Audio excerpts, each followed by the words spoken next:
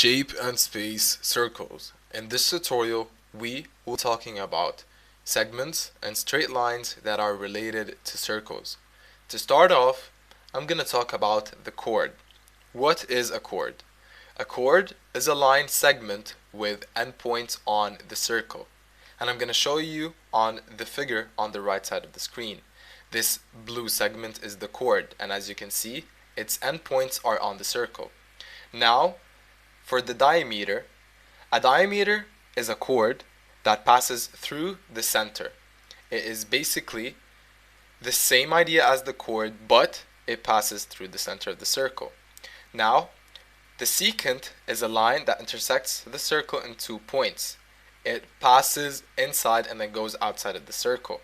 And it crosses at 2 points on the circle itself.